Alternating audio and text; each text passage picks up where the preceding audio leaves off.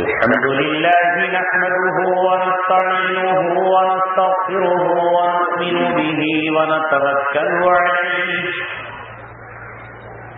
ونعوذ بالله من شرور أنفسنا ومن سيئات أعمالنا من يهده الله فلا مضل له ومن يضلله فلا هادي له ونشهد أن لا إله إلا الله وحده لا شريك له ونشهد أن سيدنا محمدا عبده ورسوله وصلى الله عليه وعلى آله وصحبه وسلم تسليما كثيرا كثيرا.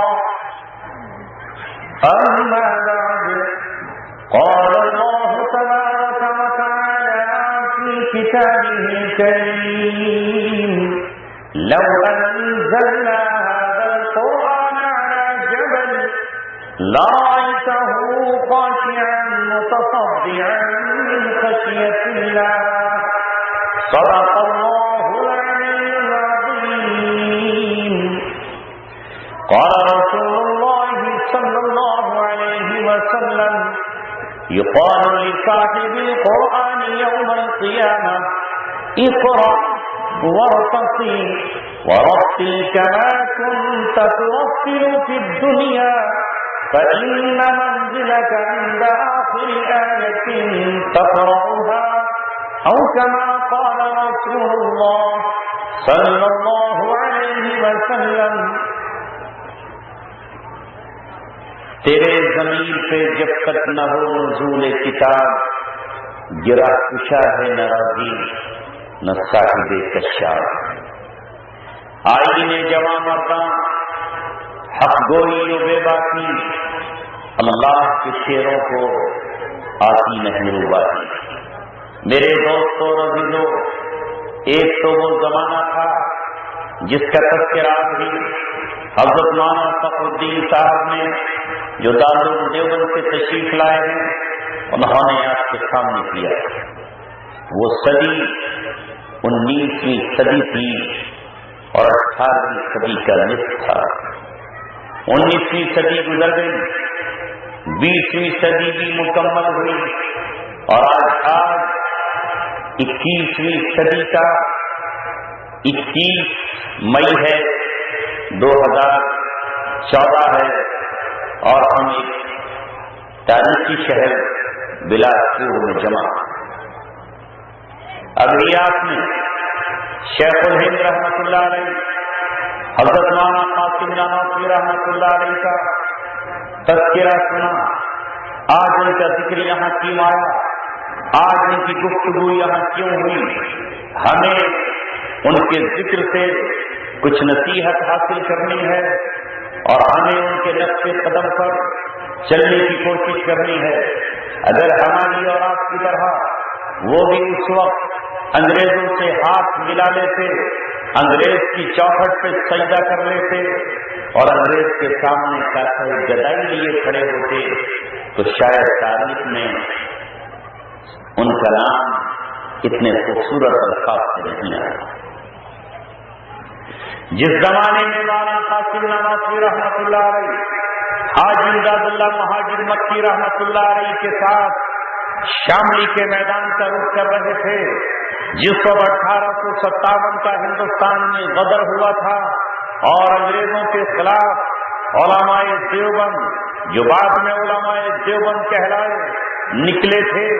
اس وقت بھی ہندوستان میں نہ جانے کتنے راجا تھے اور نہ جانے کتنے مہاراجا تھے، نہ جانے کتنے نواب تھے اور نہ جانے کتنے فوج کے جنرل تھے اور نہ جانے کتنے زمیندار تھے اور نہ جانے کتنے کھیتوں کے مالک تھے جو انگریز کے بوٹ صاف کر رہے تھے، انگریز کے گھوڑوں کو دانا کھلا رہے تھے اور انگریز سے بھیک مانگ رہے تھے، انگریز کے سامنے چولی پھیلا کر اس سے عہدے مانگ رہے تھے اور انگریز کے قدموں میں سر جھکا کر اس سے زندگی کی بھیک مانگ رہے تھے، اس زمانے میں یہ اہل حق تھے، یہ علماء حق تھے جو انگریزوں کی آنکھوں میں آنکھیں ڈال کر اور انگریز سے یہ کہہ رہے تھے کہ یہ مت سمجھنا کہ بہادر شاہ ظفر کے رنگون ضلع وطنی کے بعد ہندوستان کی تحریک ٹھنڈی پڑ جائے گی، یہ مت سمجھنا کہ نواب سراج الدولہ کے قتل کے بعد ہندوستان کا مسلمان تجھے اپنا پروردگار تسلیم کر لے گا، سلطان ٹیپو کی شہادت کے بعد یہ مت سمجھ لینا کہ ہندوستان تیرا ہے، بلکہ جب تک ہندوستان کی سرزمین پر مسلمان ماؤں کے بیٹے زندہ رہیں گے اور جب تک قرآن زندہ رہے گا اور جب تک نبی کی حدیث زندہ رہے گی، ہم تجھ سے مقابلہ کرتے رہیں گے۔ ہماری جنگ ایک دن کے لیے نہیں، چاہے 1000 سال اس میں لگ جائیں، بلا تجھ سے ہماری خدمت جاری ہے۔ آخر یہی وہ قربانی تھی، یہی وہ ان کا جذبہ تھا جس کے بدولت اللہ تبارک و تعالیٰ نے ان سے اتنا بڑا کام لیا، جس پر آج تاریخ فخر کر رہی ہے اور تاریخ ناز کر رہی ہے۔ میں نے پرسوں دہلی کی ویلکم کی عیدگاہ میں یہ بات کہی تھی کہ 18ویں صدی کا جیسے ہی سورج طلوع ہوا، ہندوستان میں مسلمانوں کا سورج طلوع ہوا۔ 1707 میں اورنگزیب عالمگیر رحمت اللہ علیہ کی وفات کے بعد یہاں کے در و دیوار پر مایوسی چھا گئی۔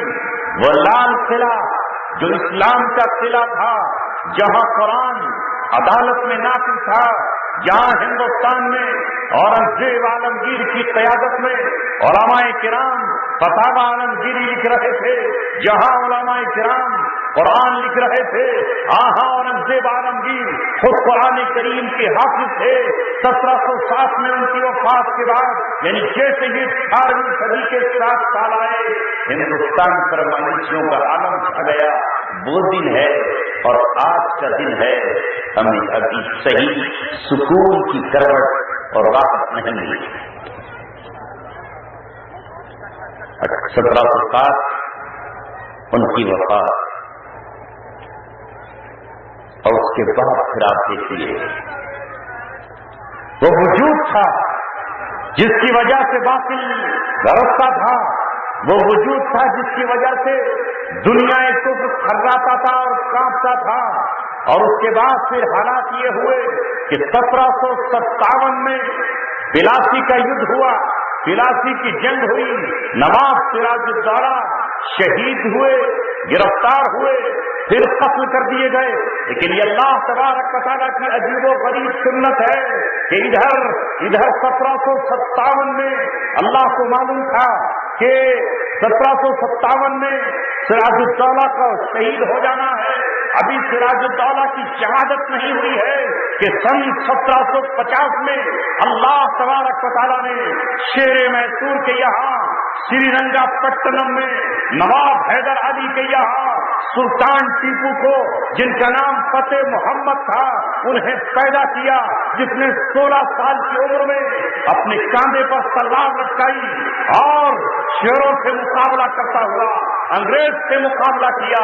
اللہ تعالیٰ کو معلوم تھا کہ بنگال میں اسلام کا سورج غروب ہونا ہے، ادھر غروب ہونا ہے تو دکن میں اسے عروج ملنا ہے۔ 1782 میں نواب حیدر علی کی وفات ہوئی اور 1799 میں سلطان شیر اسلام شیر میسور سلطان ٹیپو شہید ہوئے۔ یعنی 1 صدی تک امت مسلمہ انگریزوں کے دانت کھٹے کرتی رہی، ان کا مقابلہ کرتی رہی۔ یہ اللہ تبارک و تعالیٰ کی سنت ہے جس کو کسی شاعر نے 2 مصروں میں کہہ دیا ہے، جہاں میں اہل ایمان صورت خورشید جیتے ہیں، ادھر ڈوبے ادھر نکلے، ادھر نکلے ادھر ڈوبے۔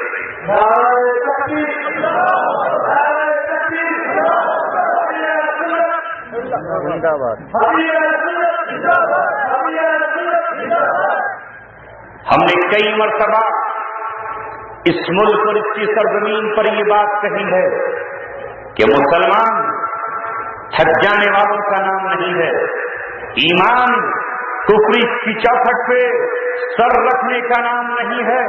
अल्लाह तबारक व तआला ने आज से 1450 साल पहले जिस किताब मुक़द्दस को नाज़िल किया है, इस शान के साथ नाज़िल किया है, इन्ना नहनु नज़्ज़लना ज़िक्रा व इन्ना लहू लहाफ़िज़ून, हम ही इसके नाज़िल करने वाले हैं और हम ही इसके मुहाफ़िज़ हैं। नाज़िल हमने किया है। हाँ, नाज़िल तो अल्लाह ने तौरात भी की थी, लेकिन उसकी हिफाजत की जिम्मेदारी नहीं ली थी। नाज़िल तो अल्लाह ने इंजील भी की थी, लेकिन उसकी हिफाजत की जिम्मेदारी नहीं ली थी। नाज़िल तो अल्लाह ने ज़बूर भी की थी, लेकिन उसकी हिफाजत की जिम्मेदारी नहीं ली थी। और क्यों नहीं ली थी?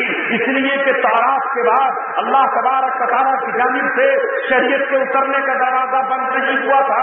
हज़रत मूसा के बाद भी नबियों को आना था। हज़रत दाऊद पर भी नबूवत खत्म नहीं हुई थी। हज़रत दाऊद के बाद हज़रत सुलेमान को आना था, हज़रत हिस्कील को आना था, हज़रत यहया को आना था, हज़रत ज़करिया को आना था। इंजील के बाद भी क्योंकि नबूवत का दरवाजा बंद नहीं हुआ था, इंजील के बाद भी हज़रत ईसा के बाद आखिरी पैगंबर मोहम्मद मुस्तफा सल्लल्लाहु अलैहि वसल्लम को आना था। इसलिए इंजील की हिफाजत का वादा न किया, तौरात की हिफाजत का वादा न किया, मूसा अलैहिस्सलाम की शरीयत की हिफाजत का वादा न किया। लेकिन जब 571 ईस्वी में मोहम्मद अरबी पैदा हुए और 610 ईस्वी में जब अल्लाह ने आपको कुरान दिया, तो चूंकि आपके बाद न कोई नबी आने वाला, न कोई रसूल आने वाला, न कोई शरीयत आने वाली, न कोई पैगंबर आने वाला, इसलिए अल्लाह ताला ने इस आखिरी उम्मत को किताब शान के साथ दी कि कोई उसका वाजिबा न कर सका है और न कर सकता। ये अल्लाह तबारक व तआला की किताब कुरान मुक़द्दस, हम ही इसके मुहाफ़िज़ हैं और हम ही इसके नाज़िल करने वाले हैं। दुनिया का कोई बादशाह अगर कुरान से नजरें चुरा ले तो अल्लाह तबारक व तआला उसका मोहताज नहीं है। आज जिन लोगों के हाथ में अल्लाह तबारक व तआला ने दीन इस्लाम की हिफाजत की जिम्मेदारी सौंपी है, जरा पूरी दुनिया में नजरें उठाकर देखो और सारी दुनिया को खंगाल मारो। इस्लाम हिंदुस्तान का दीन नहीं है, इस्लाम पूरी दुनिया का दीन है। हिंदुस्तान की सरहदें अपनी जगह, लेकिन इस्लाम की कोई सरहद नहीं है। ये तो 1945 को सरहदें बनाई गई हैं। ये सरहदें अगर कोई तस्लीम कर लेता है तो वो इस्लाम को एक चौके में फल करता है।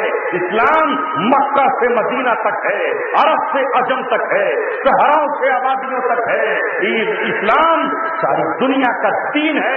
लिहाजा अल्लाह तबारक व तआला ने इसकी हिफाजत के लिए कभी हुक्मरानों को मुंतखब किया और जब हुक्मरानों ने कुरान से पीठ फेरी तो अल्लाह तबारक व तआला ने गरीबों को मुंतखब किया।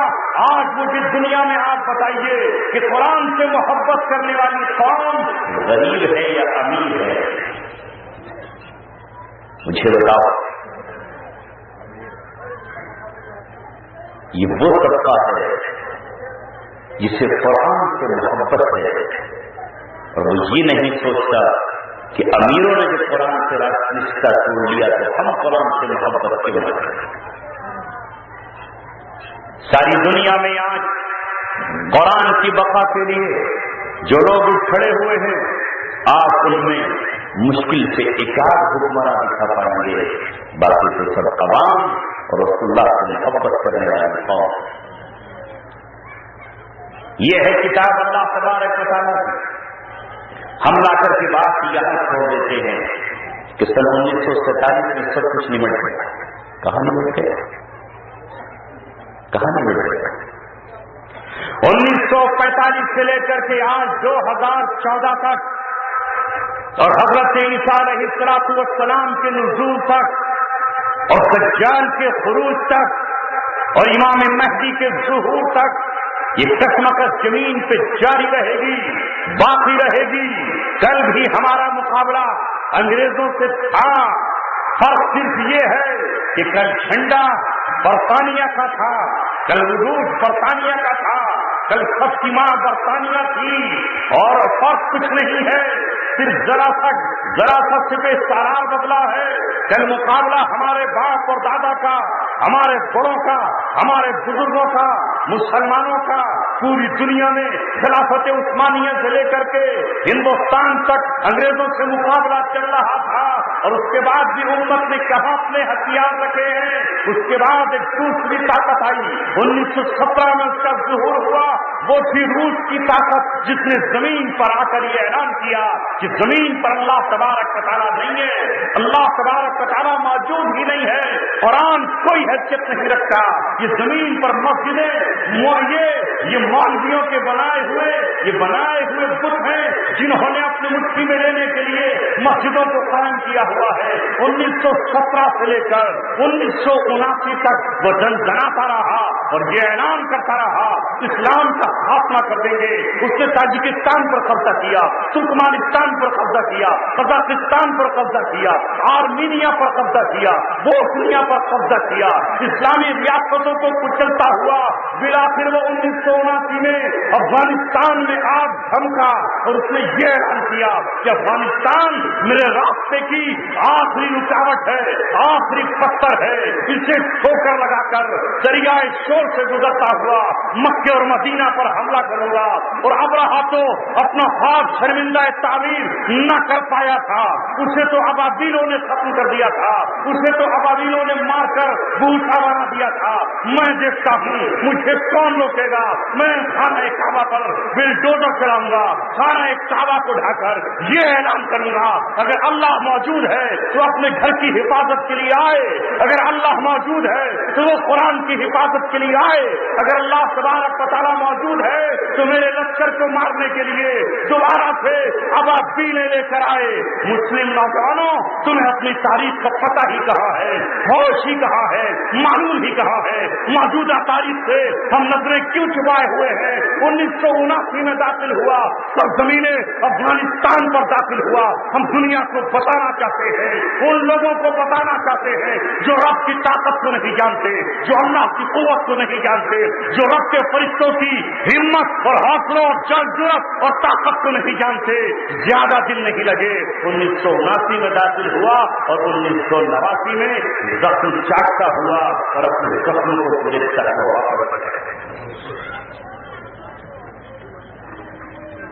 اللہ تعالیٰ نے کہا اگر ملیں اس وقت آئیں گے یہ زمین پر ایک بھی مسلمان نہیں ہوگا، آئیں گی اب ملیں، لیکن ابھی تو محمد رسول اللہ صلی اللہ علیہ وسلم کے دیوانے موجود ہیں، اور میرے نبی محمد صلی اللہ علیہ وسلم فرما چکے ہیں، آقا سرور دو عالم کہہ چکے ہیں کہ حق و باطل کی کشمکش جس دن سے اللہ نے مجھے نبی بنایا ہے اس دن سے جاری رہے گی اور قیامت تک جاری رہے گی۔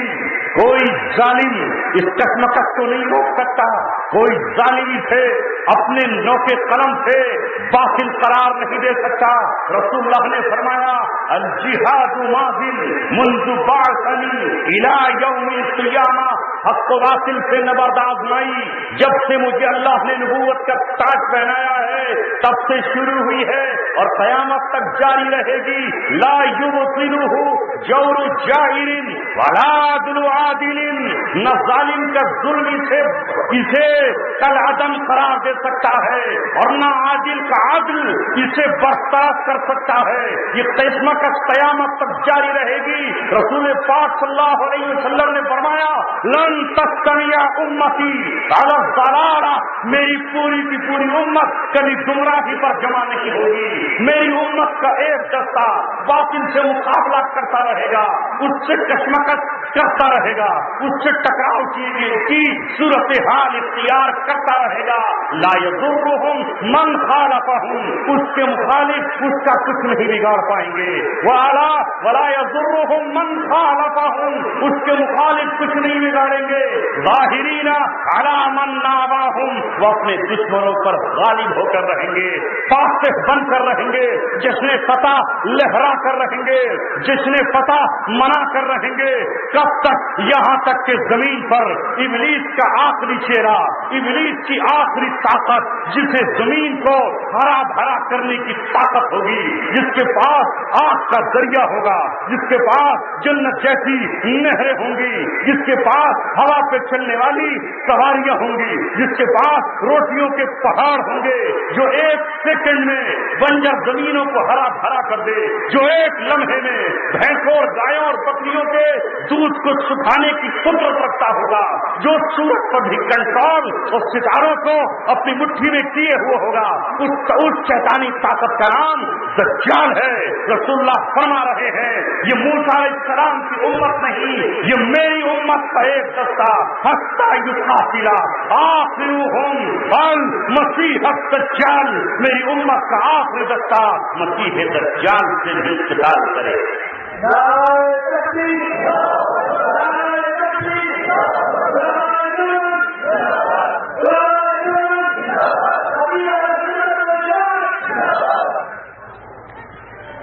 عزیزوں اور دوستوں، 1989 میں ایک دنیا کی سپر پاور طاقت جسے بہت بڑا نام تھا، یہ وہ ٹوٹی، اور جنیوا کنونشن کے بعد جب وہ واپس لوٹا تو تاریخ اپنے آپ کو دوہرا رہی تھی. یہ جملہ آپ نے بار بار سنا ہے کہ تاریخ اپنے آپ کو دوہراتی ہے. ہاں، جب روس افغانستان سے باہر نکل رہا تھا اور کابل کی گلیوں میں، غزنی اور قندھار میں، اس کے گلی اور کوچوں میں، اس کے پہاڑی علاقوں میں، یہاں تک کہ تاجکستان میں، ترکمانستان میں، روس سے آزاد ہوئی تمام ریاستوں میں جب لوگ گھروں سے باہر نکلے تو سب کی زبانوں پر لینن کا نعرہ نہیں تھا، مارکس کا نعرہ نہیں تھا، کمیونسٹوں کا اور سوشلسٹوں کا نعرہ نہیں تھا. لوگ اللہ تبارک و تعالیٰ کا نعرہ لگا رہے تھے اور لوگ یہ دیکھنا چاہتے تھے آخر وہ کون سی طاقت ہے جس نے دنیا کی سپر پاور طاقت کو چکنا چور کر دیا ہے اور اسے زمین پہ ناک رگڑنے پر مجبور کر دیا ہے. یہ 1989 کا زمانہ تھا. ہاں، یہی 20ویں صدی کا 89 سال چل رہا تھا.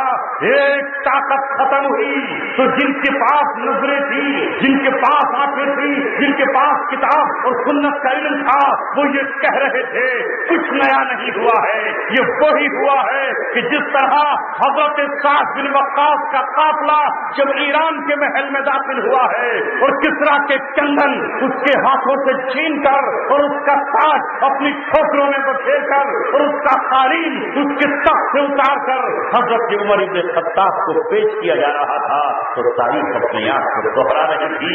اس وقت کی ایک سپر پاور طاقت اسلام سے ٹکرا کے پاس ہوئی اور 1989 میں اس دور کی سپر پاور طاقت اسلام سے ٹکرا کر رکھا.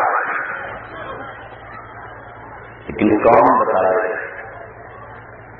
آج سے سمجھنے کے لیے بھی دل و دماغ نہیں. میں ایسے کر رہا ہوں کہ 1947 میں کہانی کہاں ختم ہو گئی. صرف قیادت بدلی ہے، کشمکش آج بھی جاری ہے.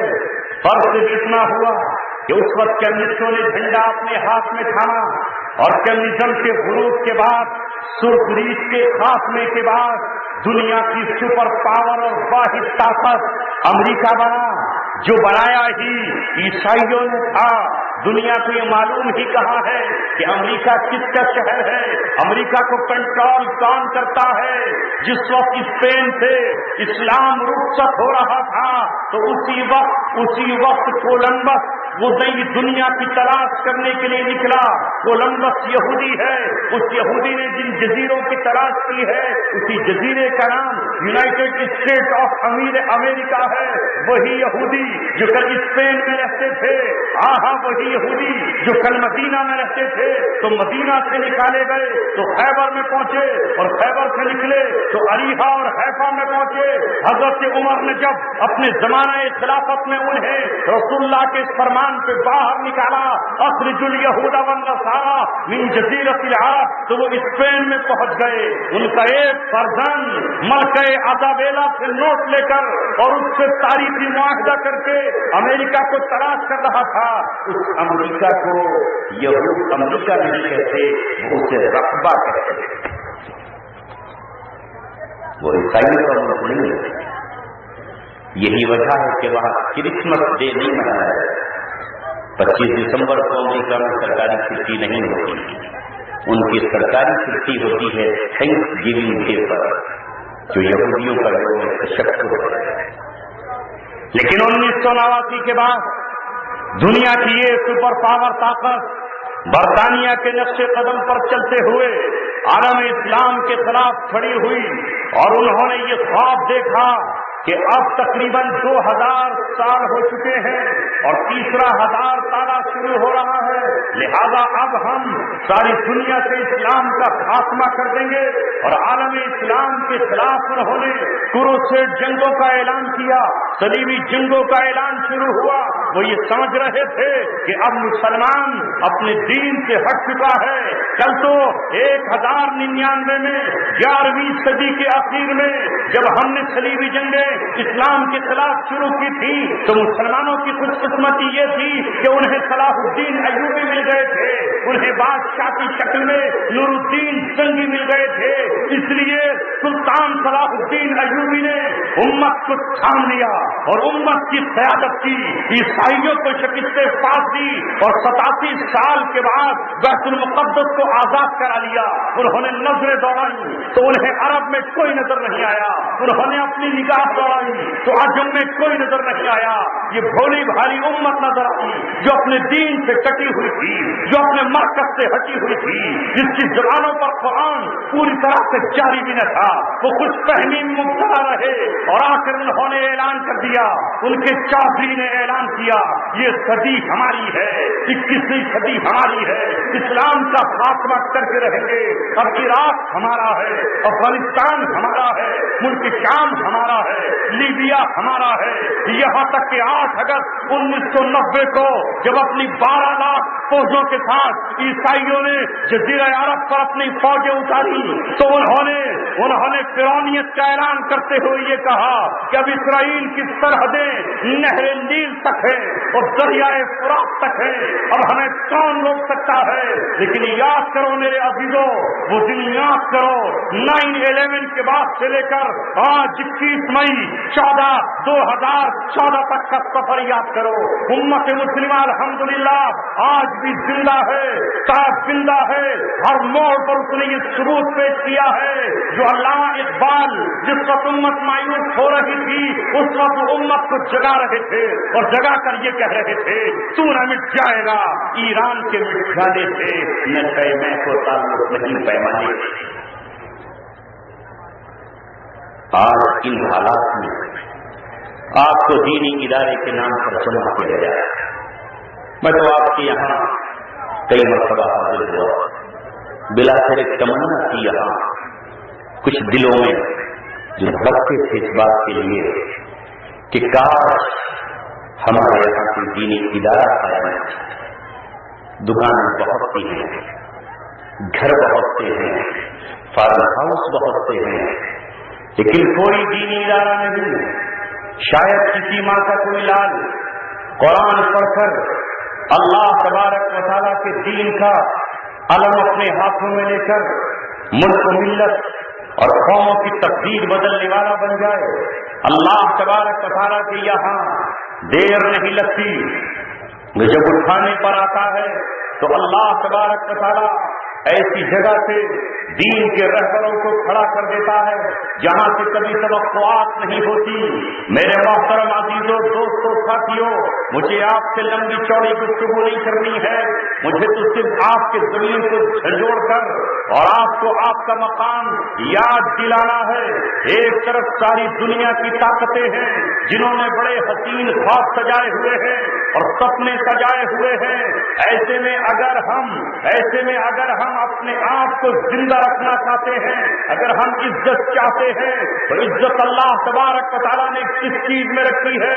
وہ ہے اللہ تبارک و تعالیٰ کی کتاب. کیوں نظر اٹھا کر نہیں دیکھتے کہ 1450 برس پہلے مکہ اور مدینہ میں اور جزیرہ عرب میں ایک ایسی قوم بستی تھی جس کے پاس پینے کے لیے پانی تک نہ تھا، جن کے پاس رہنے کے مکان تک نہیں تھے، بدن کو چھپانے کے لیے 2 چادریں تک میسر نہ ہوتی تھی.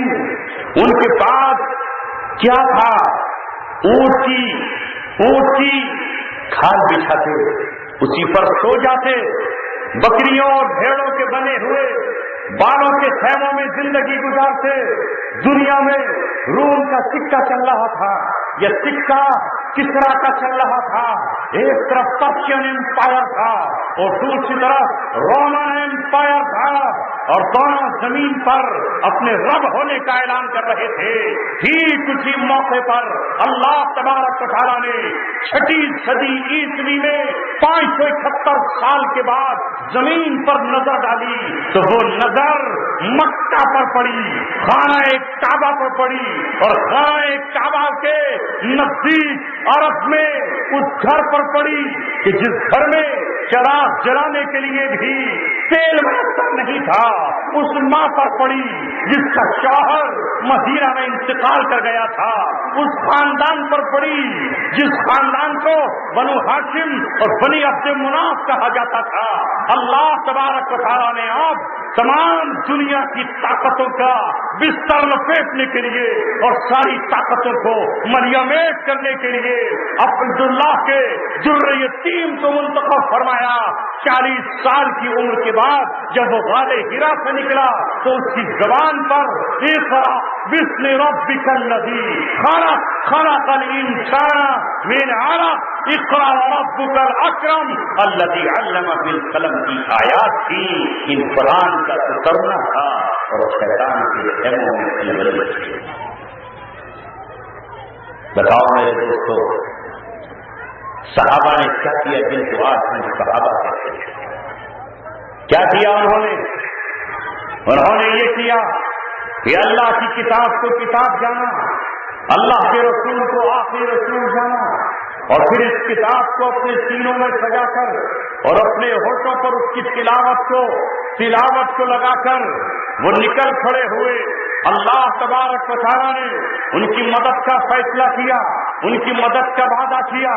وہ جس وقت مکے میں پیٹے جا رہے تھے، قرآن ان سے کہہ رہا تھا، اے میرے محبوب مایوس ہو جانے کی ضرورت نہیں ہے، اے میرے دل بھر تجھے آنسو بہانے کی ضرورت نہیں ہے، اے میرے رسول تجھے گھٹ گھٹ کے پشیماں ہونے کی ضرورت نہیں ہے. اذا جاء نصر اللہ والفتح، جب آئے گی اللہ تبارک و تعالیٰ کی طرف سے مدد، جب آئے گی اللہ تبارک و تعالیٰ کی طرف سے فتح، یدخلون فی دین اللہ افواجا، تو تو دیکھے گا کہ قومیں کی قومیں اور قبیلے کے قبیلے اسلام میں داخل ہو رہے ہیں. اللہ اکبر. اللہ تبارک و تعالیٰ اپنے ماننے والوں سے وعدہ کیا اور کہا کہ میں نے تمہیں آخری پیغمبر دے دیا، میں نے تمہیں آخری رسول عطا کر دیا، میں نے تمہیں آخری امانت تمہارے سپرد کر دی. حجۃ الوداع کے موقع پر اللہ تبارک و تعالیٰ نے قرآن کی وہ آیت نازل فرمائی، کہا الیوم اکملت لکم دینکم واتممت علیکم نعمتی ورضیت لکم الاسلام دینا. آج میں نے اپنی نعمت تم پر مکمل کر دی ہے، آج میں نے دین اسلام تمہیں دے دیا ہے، آج میں نے تمہارے لیے دین اسلام کو منتخب کر لیا ہے. اللہ تبارک و تعالیٰ نے فرمایا الیوم یئس الذین کفروا من دینکم، آج باغیوں کا ٹولا تم سے مایوس ہو چکا ہے. آج اللہ اللہ کے باغی تمہارے دین سے مایوس ہو چکے ہیں، فلا تخشوہم، ان سے ڈرنے کی ضرورت نہیں ہے، واخشونی، تم مجھ سے ڈرو، میں پہاڑوں کا مالک ہوں، میں زمین کا مالک ہوں، میں آسمان کا مالک ہوں، تمہیں اگر خوف ہونا چاہیے تو میرا خوف ہونا چاہیے، اگر کسی کا ڈر ہو تو میرا ڈر ہونا چاہیے۔ آج کا مسلمان چونکہ قرآن نہیں پڑھتا، وہ قرآن نہیں سنتا، وہ قرآن کی تلاوت نہیں کرتا، وہ قرآن سے جڑا ہوا نہیں ہے، اسے قرآن کی پکار سننا نہیں آتی، اس لیے وہ چوہوں سے ڈرنے لگا، وہ مچھروں سے ڈرنے لگا، وہ گرگٹ سے ڈرنے لگا، وہ لومڑیوں سے ڈرنے لگا، وہ گیدڑوں سے ڈرنے لگا، اسے یہ پتہ ہی نہیں رہا کہ موت اس کے لیے تباہی کا پیغام نہیں بلکہ موت اس کے لیے خوشخبری ہے، موت اس کے لیے پل ہے جو اللہ تبارک و تعالیٰ سے ملاتی ہے، موت اس کے لیے تحفہ ہے جو رب کے دربار میں پہنچا دیتا ہے۔ کل مسلمانوں کی شان یہ تھی، کل خالد بن ولید کی تاریخ یہ تھی کہ جب وہ سپر پاور طاقتوں سے ملاقات کرنے کے لیے جاتے تو خالد بن ولید رضی اللہ تعالیٰ ایک پرچی لکھتے ہیں اور اس پرچی پر یہ نہیں کہتے کہ میرے پاس اتنے سپاہی ہیں، میرے پاس اتنے تیر ہیں، میرے پاس اتنے خنجر ہیں،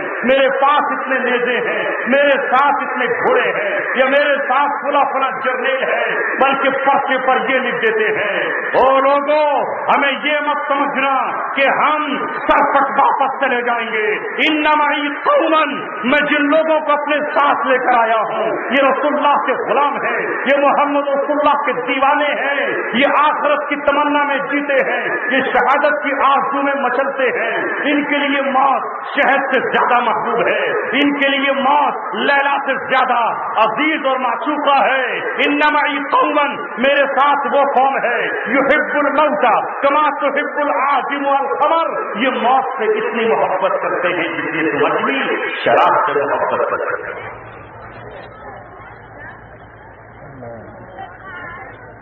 پھر کیا تھا؟ دھرم کے مقابلے کرا سکتا تھا، نتیجہ یہ ہوتا تھا کہ دنیا ان کے سامنے سفید پرچم لہراتی تھی اور خود دنیا ٹھوکر کھا کے ان کے قدموں میں گر جاتی تھی۔ فرق یہی ہے میرے عزیزوں کہ ہم نے قرآن مقدس کو نہیں پڑھا، آج تاریخ میں رخ بدلا، حالات بدلے، دوبارہ سے ہمیں اللہ تبارک و تعالیٰ کی کتاب سے جڑنا ہوگا، قرآن کو پڑھنا ہوگا، قرآن سے محبت کرنی ہوگی، قرآن کو سینوں میں سجانا ہوگا۔ پھر دیکھو اللہ تبارک و تعالیٰ کی یہ کتاب ہے، یہ اللہ تبارک و تعالیٰ کا کلام ہے، جس نے بھی اسے پڑھا ہے اللہ تعالیٰ نے اسے بلندیاں عطا فرمائی ہیں، جس نے اسے پڑھا ہے اللہ تعالیٰ نے اسے عزتیں عطا فرمائی ہیں۔ قرآن کریم نے جو وعدہ کیا ہے وہ وعدہ پورا ہوا ہے، قرآن نے جن قوموں کو عذاب سے ڈرایا ہے ان پر عذاب کا کوڑا برتا ہے۔ جب ابو جہل بدر کے میدان میں نکلا تو خانہ کعبہ کے پردے پکڑ کر کہہ رہا تھا، اے اللہ تبارک و تعالیٰ ہم میں جو حق پر ہے اسے تو فتح دے دے، جس نے رشتہ داریوں کو توڑ دیا ہے تو اس کی گردن کو توڑ دے، ہم تجھ سے فتح مانگتے ہیں، ہم دونوں لشکروں میں جو حق پر ہو اسے غالب کر دے۔ جب بدر میں وہ شہید کھائی اترے اور اس کی لاش بدر کے کنویں میں پڑی ہوئی تھی تو اللہ تبارک و تعالیٰ نے کہا تم نے فتح مانگی تھی، فتح آ گئی، دے دی اللہ تبارک و تعالیٰ نے حق کو فتح۔ اب ذرا اپنا جائزہ لے، ہمارے سال کا سال گزر جاتا ہے، ہم قرآن مہینے کے مہینے گزر جاتے ہیں، ہم قرآن مقدس کی تلاوت نہیں کرتے، ہمارے کئی مہینے گزر جاتے ہیں اور ہمارے گھروں میں قرآن پڑھنے والا موجود نہیں ہے۔ میں نے رسول اللہ صلی اللہ علیہ وسلم کی احادیث بھی آپ کے سامنے پیش کی۔ اے میرے دوستو عزیزو، اس قرآن کے پڑھنے کا دنیا میں بھی اللہ تبارک و تعالی نتیجہ عطا فرماتا ہے. جس گھر میں قرآن پڑھا جاتا ہے اور اس کے اس گھر کو آ کر گھیر لیتے ہیں. ایک صحابی کا واقعہ جو لکھا ہوا ہے تمام حدیث کی کتابوں میں. ایک صحابی قرآن کی تلاوت کر رہے ہیں, جھوم کر قرآن کی تلاوت کرتے ہیں, بڑی سریلی آواز میں قرآن کی تلاوت کرتے ہیں, اور رسول اللہ نے خود فرمایا کہ قرآن کو زینت بخشو اپنی خوبصورت آوازوں سے. مگر آج کے مسلمان کو ہم کیا کہیں؟ ایک ماں جس آرزو میں جیتی ہے کہ اگر میرے بیٹے کو خوبصورت گلا ملا تو پھر وہ گانے کی دنیا میں چلا جائے, فلمی دنیا میں اس کا ریکارڈ قائم ہو جائے. آج ذرا اندازہ لگائیے کتنے بدنصیب مسلمان ہیں کہ جنہوں نے قرآن کی تلاوت نہ کی لیکن وہ گانے گاتے رہے. کتنی ہمارے ماتھے پر کلنک لگا ہوا ہے. ایک شخص کا نام جسے محمد رفیع کہا جاتا ہے, نام کے ساتھ اس کے محمد لگا ہوا اور رفیع لگا ہوا ہے, لیکن پوری زندگی وہ طبلہ بجاتا رہا, گانے گاتا رہا, عشق اور معاشرے کی باتیں کرتا رہا, زنا کی تعلیمات دیتا رہا. فلمی دنیا میں وہاں کے ڈائریکٹروں سے اور ان کے پروڈیوسروں سے دولت وصول کرتا رہا. اور آپ سمجھتے ہیں کہ آپ مسلمان تھا. ایسا تصور پیدا ہو گیا ہے نوجوانوں کے مسلمان گناہ کرے تو گناہ نہیں ہوتا. وہ بھی بڑے چالاک ہیں. جو مسلم قوم کو فلم دنیا کی طرف لانا ہوتا ہے تو اس فلم کا نام مسلمانی نام رکھتے تھے. سارا قربانی ہے اس کا نام. مسلمانوں کو وہاں پہنچا دیتے ہیں اور ہم کہتے ہیں نہیں تھا یہ تو مسلمان. ہم اس لیے جاتے ہیں کہ اس میں جو کردار ادا کرنے والا ہے وہ یوسف علی خان, اس لیے ہم دیکھنے جا رہے ہیں. کیا قرآن سے اللہ تبارک و تعالیٰ کی کتاب سے پوچھا؟ اللہ تبارک و تعالیٰ فرما رہا ہے ان الذین یحبون ان تشیع الفاحشۃ فی الذین آمنوا لہم عذاب علیم. جو لوگ بھی مسلمانوں میں بے حیائی پھیلاتے ہیں, جو بے حیائی پھیلانے کو مسلمانوں میں پسند کرتے ہیں, لہم عذاب علیم. اللہ تبارک و تعالیٰ نے ان کے لیے دردناک عذاب چن رکھا ہے, دردناک عذاب تیار کر رکھا ہے. کہ 26 کمار بے حیائی نہیں پھیلا رہا اپنے گانوں سے. کیا محمد رفیع دنیا سے چلا گیا لیکن جب تک کہ سورج اور چاند رہے گا کیسٹوں میں, گاڑیوں میں, ہوائی جہازوں میں, گھروں میں, دکانوں پر, ہوٹلوں میں تو اس کے گانے نہیں بج رہے ہوں گے تو کیا اسے گناہ نہیں ملے گا؟ اگر ایسا ہوتا تو اللہ تبارک و تعالیٰ پھر احکم الحاکمین کہاں ہے؟ اللہ تبارک و تعالیٰ فرماتا ہے افنجعل المسلمین کالمجرمین, کیا ہم مجرموں کو مسلمانوں کی برابر کر دیں گے؟ ما لکم کیف تحکمون, تم کتنے دیوانے ہو, کیسا فیصلہ کر رہے ہو؟ ایک اللہ تبارک و تعالیٰ کا فرما بردار اور ایک شیطان کا فرما بردار دونوں برابر ہو گئے. اسے بھی دنیا کی عدالت سمجھ لیا. اللہ تبارک و تعالیٰ سب کو کیسے برابر کر دے گا؟ لا یستوی اصحاب النار واصحاب الجنہ, جنت والے اور دوزخ والے کیسے برابر ہو سکتے ہیں؟ ایک وہ ہیں کہ جنہوں نے دوزخ کے لیے تیاریاں کی ہیں. رسول پاک صلی اللہ علیہ وسلم فرما رہے ہیں من سن سنتا حسنتا فلہ اجرها ومن اجر من عمل بها, جس نے کسی اچھے کام کی بنیاد رکھی, جس نے کسی اچھے طریقے کی شروعات کی, اسے اس کا ثواب ملے گا. اور قیامت تک جتنے لوگ اس پر چلتے رہیں گے ان کا بھی اسے ثواب ملتا رہے گا. ومن سن سنتا سیئتا, اور جس نے کسی برے طریقے کی بنیاد رکھی فلہ وزرها, اسے اس کا گناہ ملے گا. ووزر من عمل بها, اور جس نے قیامت تک اس پر گناہگار چلتے رہیں گے ان کا اسے عذاب ملتا رہے گا. آپ نے فرمایا کہ پہلا قتل قابیل نے کیا ہے, اس کے بعد جتنے قتل قیامت تک ناحق ہوں گے ان سب قتلوں کا بوجھ آدم کے پہلے بیٹے قابیل کی گردن پر آئے گا. آپ سمجھ رہے ہیں کہ محمد رفیع کی کہانی ختم ہو گئی. وہ ایک حج کرے گا اس کا حج قبول ہو گا. حج کس کا قبول ہوتا ہے؟ جب کوئی حرام کمائی سے حج کرنے کے لیے جاتا ہے اور جب وہ لبیک کہتا ہے تو آواز آتی ہے مالو کا حرام وغذاؤ کا حرام ولباسو کا حرام، تیرا مال حرام، تیری غذا حرام، تیرا جسم حرام کے کپڑوں میں ہے. لا لبیک ولا سعدیک، نالائق چلا جا یہاں سے، مردود لوٹ جا یہاں سے، تیری لبیک کی مجھے ضرورت نہیں ہے، قطعاً ضرورت نہیں ہے، واپس جا یہاں سے. تو جو حرام کے روپیوں سے ناچ کر گا کر ٹھمکے لگا کر شرکیہ اور اجتیاح باتیں کر کے ہزاروں نوجوانوں کو زنا کی راہ پر ڈال کر، ہزاروں نوجوانوں کے گھر برباد کر کے، ہزاروں نوجوانوں کو اپنی ماؤں سے بیگانہ کر کے، ہزاروں نوجوانوں کو شراب کا عادی بنا کر، نشے کا عادی بنا کر، ڈھولک کا دلدادہ بنا کر، ڈسکو بنا کر جو دنیا سے جا رہا ہو، اللہ تبارک و تعالیٰ اسے یوں ہی چھوڑ دے گا.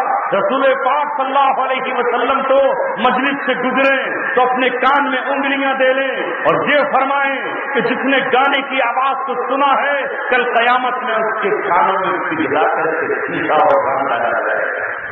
آپ ایسے ہی مطلب اکٹھے ہو جائیں گے اور اللہ تعالیٰ سے کہیں گے چھوڑو ہمارا محبوب تھا. سنو، اللہ تبارک و تعالیٰ فرماتا ہے وَمِنَ النَّاسِ مَن يَشْتَرِي لَهْوَ الْحَدِيثِ لِيُضِلَّ عَن سَبِيلِ اللَّهِ.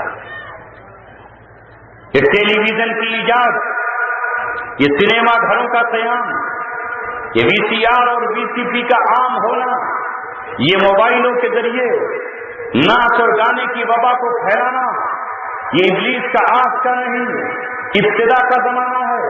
جب رسول اللہ صلی اللہ علیہ وسلم نے 1450 سال پہلے مکہ میں قرآن پڑھنا شروع کیا تو قرآن کی طرف لوگ کھینچے چلے گئے، قرآن کی دعوت پر چپکتے چلے گئے. جس نے قرآن سنا قرآن نے اس کے دل کی دنیا کو بدل دیا. جس نے قرآن کان سے سنا اس کی آنکھ سے آنسو نکل آئے. جس نے قرآن کو دیکھا اس کا دل پگھل گیا. حضرت عمر قرآن کے مخالف تھے، قرآن سنانے والے کو قتل کرنے نکل رہے تھے، قرآن پڑھنے والی زبان کو ہمیشہ کے لیے خاموش کرنے چلے تھے. تلوار سوکھ کر محمد رسول اللہ کا سر لینے کے لیے چلے تھے، لیکن قرآن نے کہا ایک بار مجھے اپنے ہاتھوں سے چھو لے، ایک بار مجھے اپنی نظروں سے دیکھ لے، ایک بار مجھے اپنی زبان سے پڑھ لے. اپنی بہن سے قرآن مانگا، بہن نے قرآن تو نہ دیا، کہا یہ قرآن اللہ کی کتاب ہے، تیرے ناپاک ہاتھوں میں ہم قرآن نہیں دیں گے، تو ہم سے وعدہ کر، تو بہادر ہے اور بہادر اپنے وعدے کو پورا کرتے ہیں. اگر ہم نے تجھے قرآن دے دیا تو اسے پھاڑ تو نہیں دے گا، اگر ہم نے قرآن دیا تو اسے آگ میں چڑھا تو نہیں دے گا، اگر ہم نے قرآن دیا تو اسے زمین پہ پٹک تو نہیں دے گا. عمر ابن خطاب نے کہا خطاب کے بیٹے کا تم سے وعدہ ہے، مجھے دیکھ لینے دو، میں کب دیکھ سکتا ہوں؟ کہا اس کے لیے غسل کی ضرورت پڑتی ہے، اس کے لیے وضو کرنے کی ضرورت پڑی ہے. جب قرآن پڑھا تو سورہ طٰہٰ کی وہ آیات تھی. اللہ تبارک و تعالیٰ فرماتا ہے ہم نے آپ پر قرآن کو نازل کیا ہے اس لیے نہیں کہ آپ اس کے ذریعے سے تنگی محسوس کریں. حضرت عمر نے قرآن پڑھا، آنکھ چھلک آئی، دل پسیج گیا، دل نے رونا شروع کیا. اور حضرت عمر رضی اللہ تعالیٰ اپنے بہنوں ہی سے کہتے ہیں، بہن سے معافی مانگ کر کہتے ہیں جس ذات پہ قرآن اترا ہے اس ذات سے مجھے ملا دو، جس نے قرآن سنایا ہے مجھے اس کے قدموں میں پہنچا دو. دار ارقم میں پہنچے حضرت عمر اور رسول اللہ صلی اللہ علیہ وسلم پر ایمان.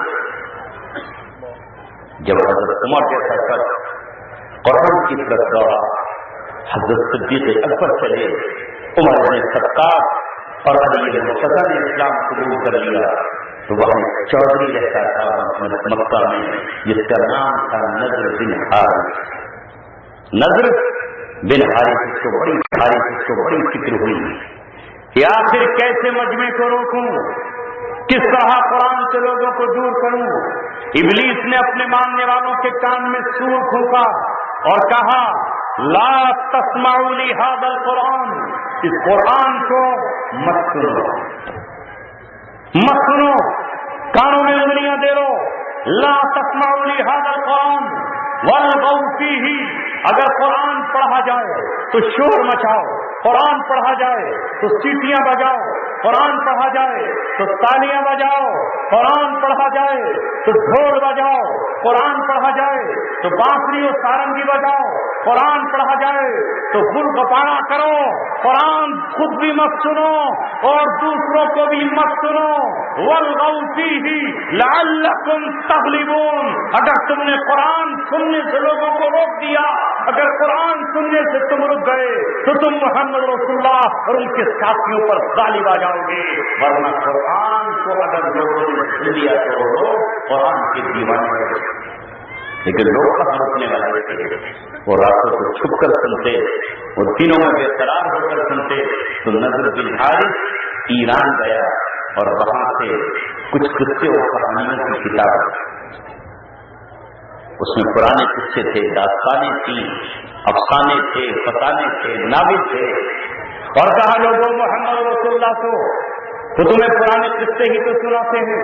وہ موسیٰ و فرعون کی بات کرتے ہیں، وہ ابراہیم و نمرود کی کہانی سناتے ہیں، وہ تمہیں قوم عاد اور ثمود کے واقعات سناتے ہیں، وہ تمہیں جالوت اور طالوت کا قصہ سناتے ہیں. آؤ میں تمہیں اس سے خوبصورت قصہ سناتا ہوں، اس سے بہترین فسانہ سناتا ہوں. لیکن قرآن تھا. اللہ تبارک و تعالیٰ کے کلام کی طرف جب لوگ چلنے لگے، اس کی کشش کھینچنے لگی، اس کی مٹھاس آواز دینے لگی اور لوگ قرآن کے دیوانے ہونے لگے، تو اس نے پھر افسانوں کے ساتھ کچھ ناچنے گانے والی عورتیں خرید کر لایا، جو اس زمانے کی زناکار عورتیں تھیں، جو اس زمانے کی فاحشہ عورتیں تھیں، جو ننگے بدن اور ننگے جسم کے ساتھ ناچتی تھی. طبلے اور سارنگی لے کر آیا، ہارمونیم اور ناچ گانے کے آلات لے کر آیا. اللہ تبارک و تعالیٰ دیکھ رہا تھا، ایک طرف میرا محبوب ہے جو قرآن کی تلاوت کر رہا ہے، اور ایک طرف شیطان کا چاہنے والا ہے جو قرآن سے روکنے کی کوشش کر رہا ہے. اللہ نے قرآن میں آیت اتاری، وَمَن يَشْتَرِ اللَّهْوَ الْحَدِيثَ لِيُضِلَّ عَن سَبِيلِ اللَّهِ. لوگوں میں کچھ وہ ہے جو اپنا مال خرچ کر رہا ہے. کس لیے خرچ کرتا ہے؟ لہو و لعب کی چیزیں خرید کے لاتا ہے، لہو و لعب کے آلات خریدتا ہے، لہو و لعب کی مجلسیں لگاتا ہے، ناچنے گانے والی لڑکیاں بلا کر لاتا ہے، ان کے پیروں میں گھنگرو باندھتا ہے اور اسے نچا کر مجمع کو روکنے کی کوشش کرتا ہے. یہ کون ہے جو اللہ تبارک و تعالیٰ کے راستے سے لوگوں کو ہٹانا چاہتا ہے؟ وہی نضر بن حارث بدر میں قید ہوا، گرفتار کر کے مدینہ جا رہا تھا. رسول اللہ صلی اللہ علیہ وسلم کی نظر اس پر پڑی.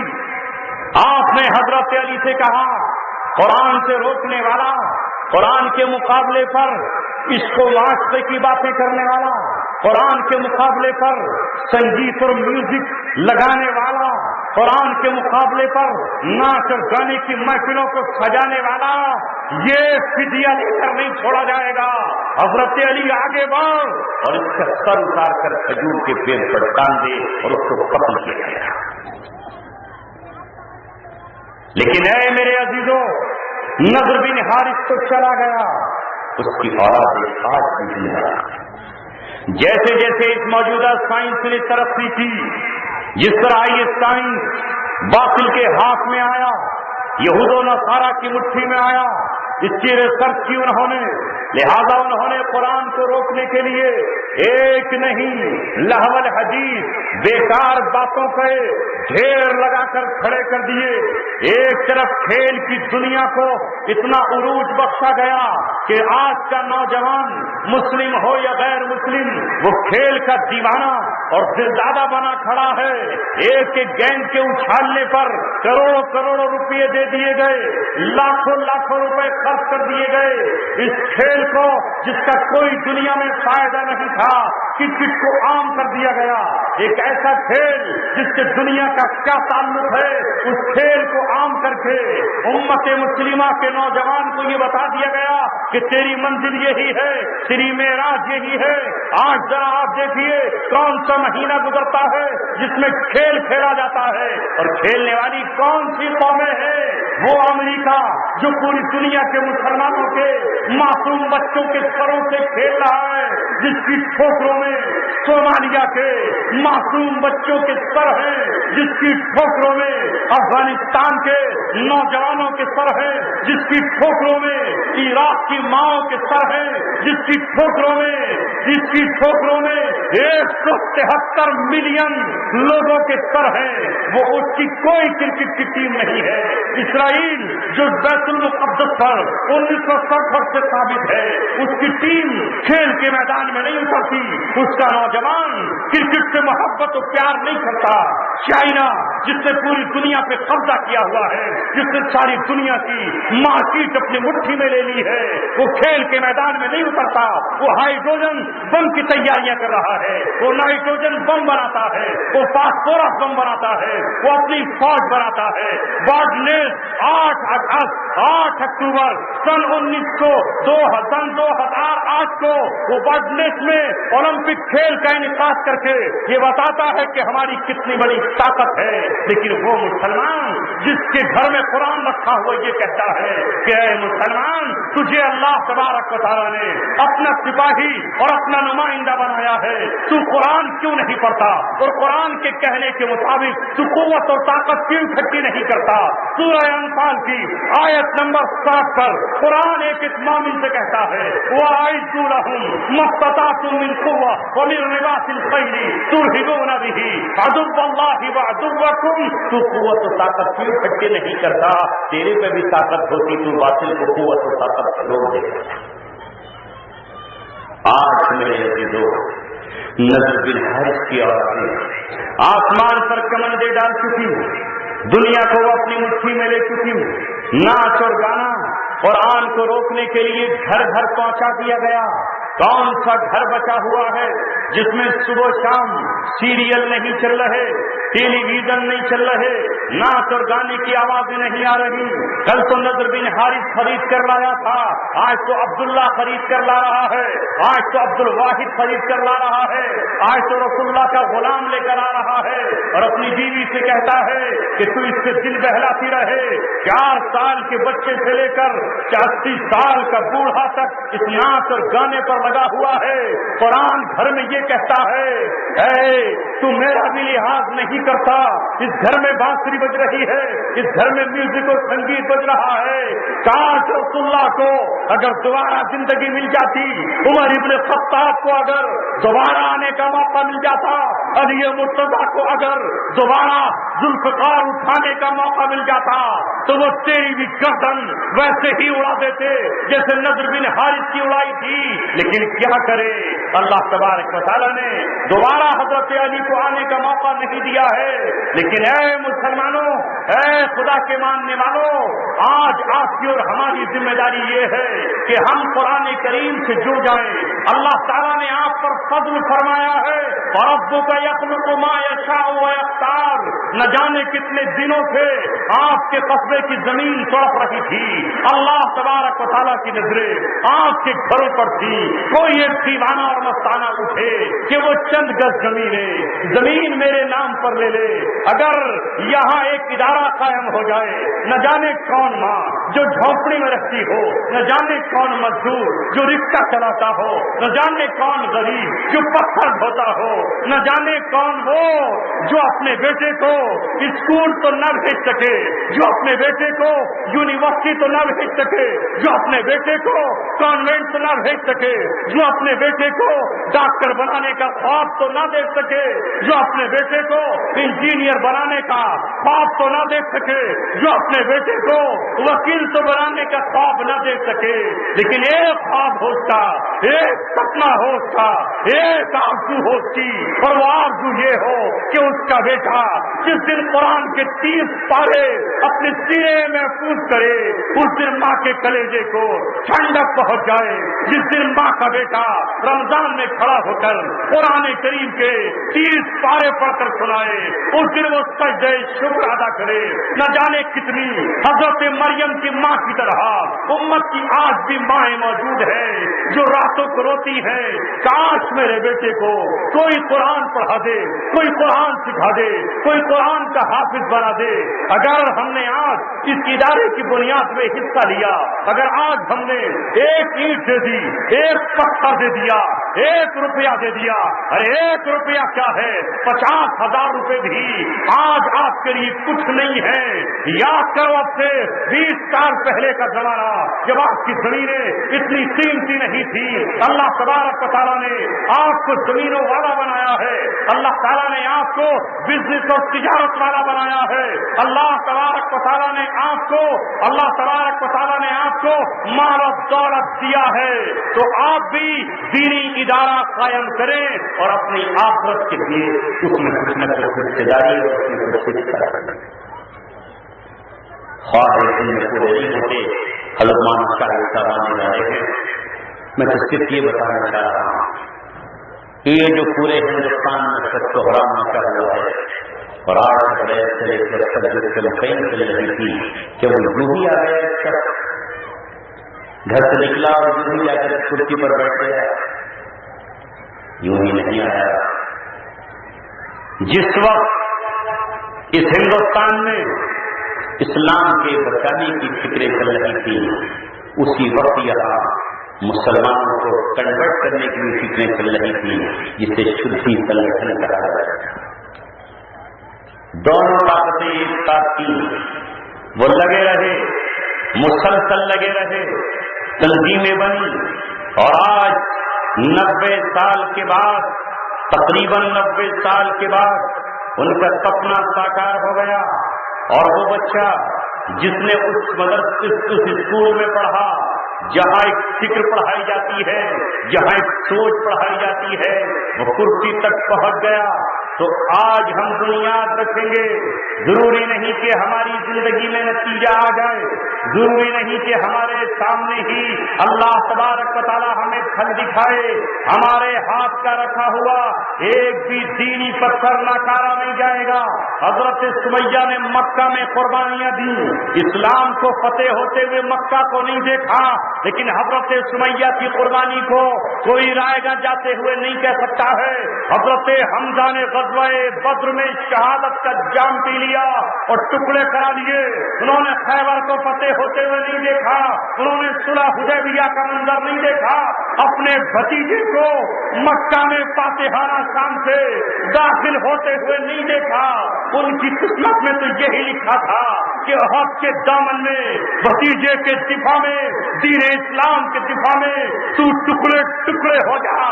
قیامت تک اسلام کی حفاظت میں جو بھی شہید آئے گا, صدام حسین سے لے کر کے ابو مصعب زرقاوی تک اور حضرت حابیل سے لے کر کے حضرت زکریا اور حضرت یحییٰ تک, اے حمزہ تو تمام شہیدوں کا سردار کہتا رہے گا. ہمارے اوپر ذمہ داری ہے, ہماری یاد تھی. میں 7 مئی کو چاند پور گیا تھا, ایک نوجوان لڑکا جس نے بڑی محنت کے ساتھ مجھے بلایا تھا, جلسہ سجایا تھا, مسجد کی تعمیر کر رہا تھا. اس کی نظر, اس کے جسم آج بھی میری نظروں کے سامنے ہے. سر پہ صافہ باندھے ہوئے تھا, کبھی ادھر تھا کبھی ادھر تھا, مجھے دعوت دیتا, میں تقریر کرنے گیا. شام گھر سے چلا ہوں تو مجھے پتا چلا کہ کل موٹر سائیکل سے اپنے گھر جا رہا تھا, ماں کے پاس نہیں پہنچ پایا, راستے میں پنچر ہوا, زمین سے سر ٹکرایا اور فرشتوں کی آواز میں جنت کی بادل ہو گئی. مجھ پر اور آپ پر آج کی ذمہ داری ہے. نہیں معلوم کل کون سا ہوگا اور کل کی صبح کیسی ہوگی. بھائی یونس نے ہمت اور محنت کر کے, ان کے دل میں ایک آرزو تھی. میری 2 سال پہلے اٹا میں ان سے ملاقات ہوئی, پھر انہوں نے مجھے آپ کے یہاں بلایا. ایک چبھن تھی, ایک کسک تھی, ایک آرزو تھی, دل میں ایک ارمان تھا کہ चंद 10 जगह मिल जाए और हम इदारे की बुनियाद रख दें। आज अल्लाह तबारक व तआला ने हमें उसके लिए जमा फरमाया है। आपकी जो हैसियत हो, आपकी जो कुव्वत हो, जो अल्लाह तबारक व तआला ने आपको दिया हो, उसके लिए आप इसका ताउन करें। इंशाअल्लाह मौलाना शाहिद साहब जो आपके दरमियान तशरीफ लाए हैं वो आपसे दरखास्त भी करेंगे। अल्लाह तबारक व तआला मेरे आंखों को आज के इजलास को कबूल फरमाए। वाक़िअ